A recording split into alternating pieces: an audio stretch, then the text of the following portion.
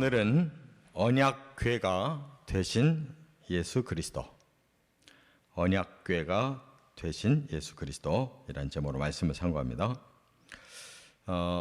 수요 저녁 예배 시간과 지금 이 출애굽기 이 본문이 지금 거의 겹치면서 이렇게 지나가고 있습니다.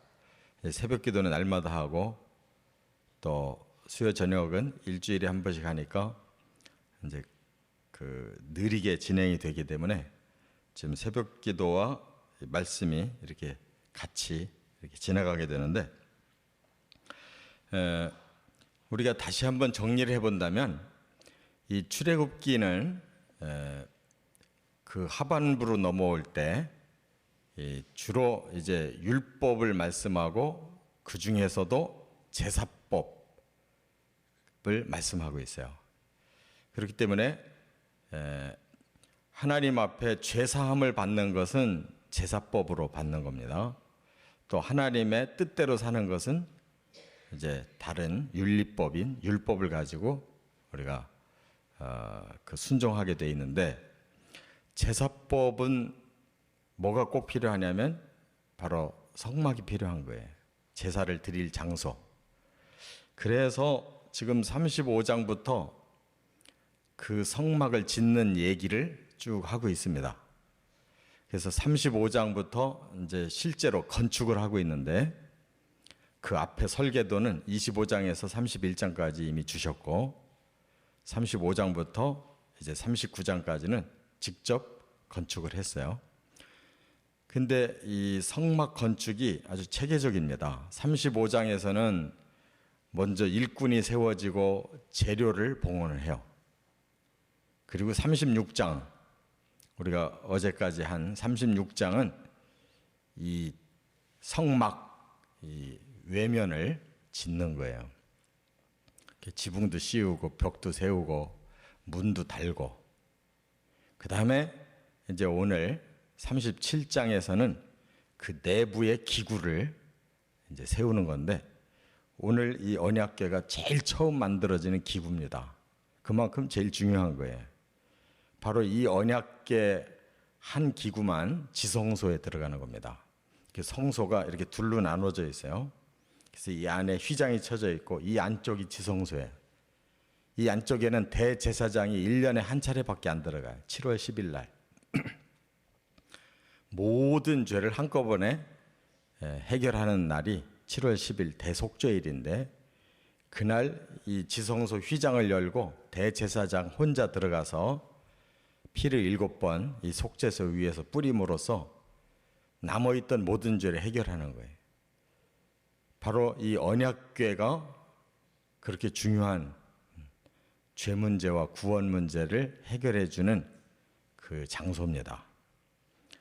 그래서 이제 오늘 그 얘기를 1절부터 9절에 하시는 건데, 이 언약궤라는 말이 별로 나오질 않아요. 주로 많이 나오는 말은 증거궤라고 그랬어요. 증거궤. 그리고 더 드물게는 법궤. 왜 이렇게 똑같은 이 궤를 가지고 세 가지 단어를 쓰냐면, 증거궤라고 하는 것은 무엇인가를 항상 증명해낸다, 그런 뜻인데, 하나님이 이스라엘하고 언약을 맺었잖아요. 하나님이 되시고 이스라엘이 백성이 된다. 그것을 증거하는 그 돌판을 주셨어요. 그래서 거기에다가 하나님이 율법을 새겨서 이스라엘에게 주셨기 때문에 이 돌판만 보면 언제든지 하나님과 이스라엘은 언약 관계라는 것을 알게 하신 거예요. 그래서 그걸 증거라고, 궤라고 얘기한 거고, 그 다음에 그 왜 또 법궤라고 했느냐? 이 율법을 주셨잖아요. 이 두 돌판은 상징적으로 십계명을 거기다 새겨주셨지만, 십계명은 율법의 핵심일 뿐이에요. 그래서 이 두 돌판을 보면 하나님의 율법을 새긴 것이다 해가지고 법궤라고 그랬어요. 그러나 우리 신학적인 관점에서는 더 중요한 단어가 언약이라는 것입니다. 언약을 한 그 돌판을 넣어놨어요. 그래서 언약궤라고 그런 거예요. 언약 중에 뭐가 중요하냐? 구원 언약이 중요한 거죠. 하나님이 이스라엘을 구원하신 것처럼 하나님이 인류를 구원하기 위해서 언약을 주셨는데 그게 복음이라는 거예요. 이스라엘에게는 율법을 구원 언약으로 주셨고 인류에게는 예수님을 통해서 복음을 구원 언약으로 주셨어요. 그래서 이 구약의 이 언약궤가 신약의 예수 그리스도의 복음 언약을 보여주고 있다, 그 말입니다. 그렇기 때문에 우리는 여기서 예수 그리스도라는 단어가 한 단어도 안 나와도 그 중심 축에는 바로 예수님 우리에게 주신 구원이 이 안에 원리가 가득하다는 거, 이걸 깨달아야 돼요. 세 가지 언약을 주셨습니다. 첫째는 1절부터 5절까지 보면 변치 않는 구원 언약. 이 언약궤를 만들 때 가장 중요한 요소가 뭐냐?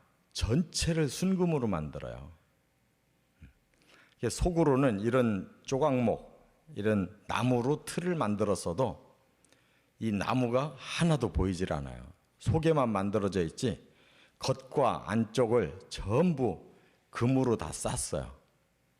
그렇기 때문에 이 언약궤는 금으로 만들어져 있는데 왜 금으로 만드냐? 이 하나님이 만드신 물질 중에 가장 변함이 없이 고귀한 물질이 금이었어요.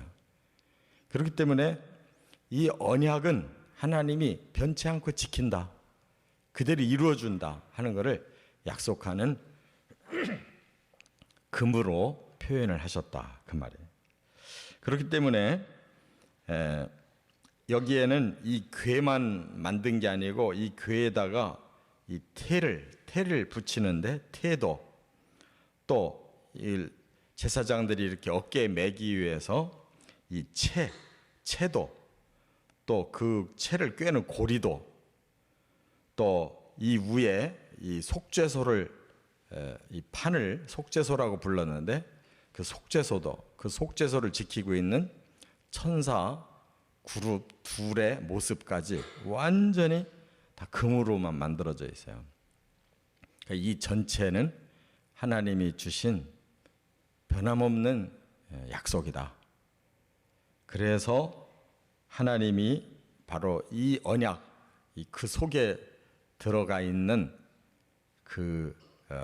하나님이 친히 글자를 써서 새겨주신 그 언약은 변하지 않고 반드시 이룬다 하는 뜻입니다.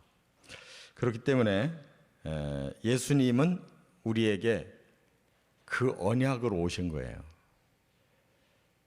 구약시대는 두 돌판으로 눈에 보이게 오셨지만 신약시대에는 예수님은 그 언약의 말씀으로 오셔서 우리에게 그 언약을 주셨어요.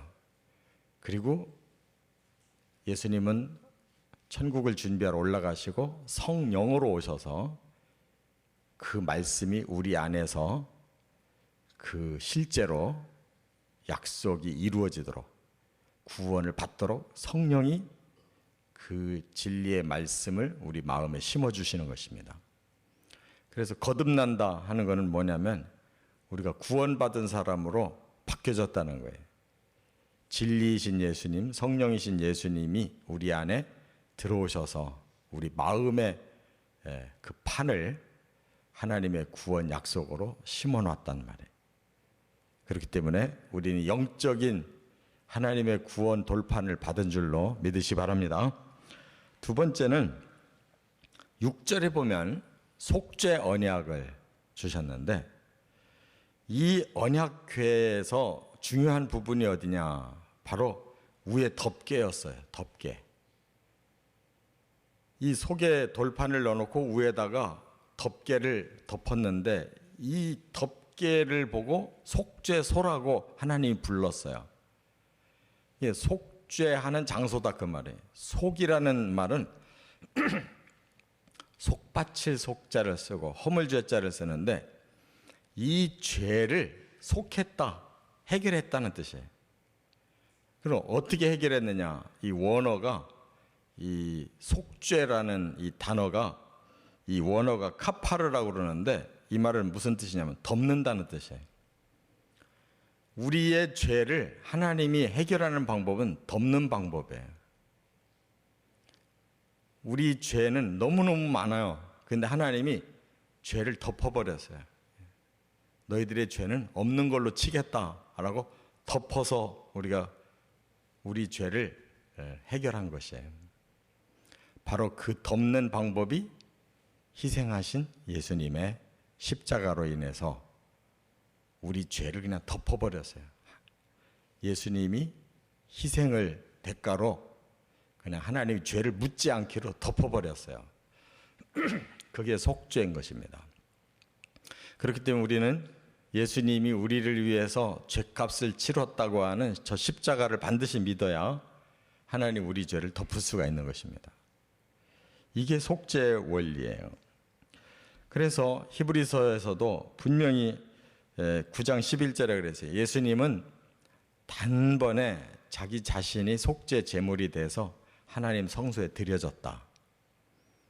구약시대에는 제사장이 1년에 한 번씩이라도 들어가서 계속 속죄를 해야 됐는데 이제 예수님이 오셔서는 당신 자신이 속죄 제물로 친히 스스로 드리셨기 때문에 더 이상 속죄를 계속 드리러 들어갈 필요가 없다. 우리도 바로 예수님의 그 십자가 때문에 우리의 과거와 현재와 미래의 죄를 하나님 다 덮기로 약속하셨다는 거예요. 그렇기 때문에 우리가 죄를 인정하고 회개하고 예수님의 십자가를 믿을 때 속죄는 완전히 이루어진다는 것을 깨달으시 바랍니다. 끝으로 7절에 보면 한 가지 더 언약이 있는데 하나님의 임재 언약이 있어요. 이 속죄소에는 두 그룹이 이렇게 세워져 있는데 그룹이라는 말은 이 하나님을 지키는 천사를 특별히 그룹이라고 그래요. 그 천사 둘을 이 속죄소 위에다가 이렇게 서로 마주보고 이렇게 날개를 펴고 서로 마주보게 이렇게 형상을 세우라고 그랬어요.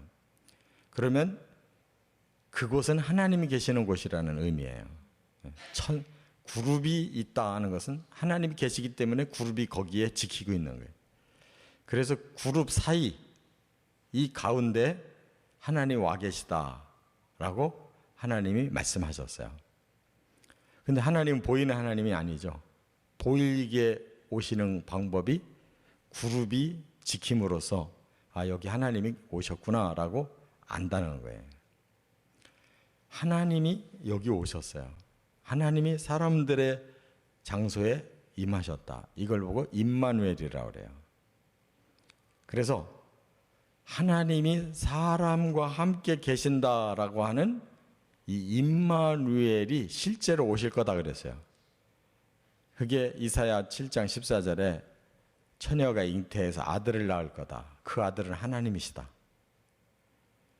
예수님이 바로 마태복음 1장 23절에 마리아에게 그렇게 계시가 되죠.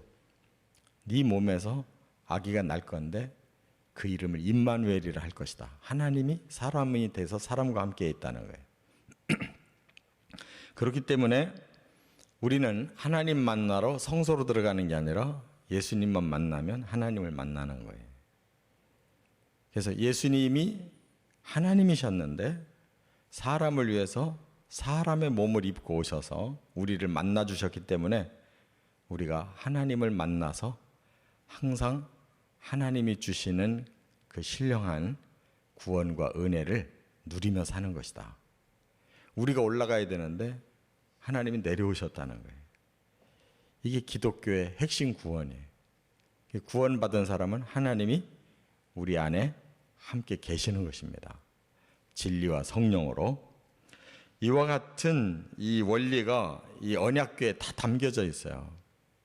그렇기 때문에 구약에서는 의식을 통해서 구원을 항상 이렇게 반복하면서 깨닫는 거고 신약에 와서는 예수님의 복음을 우리의 마음에 다시 한번 믿음으로 항상 구원을 우리 안에서 체험해 가는 것입니다.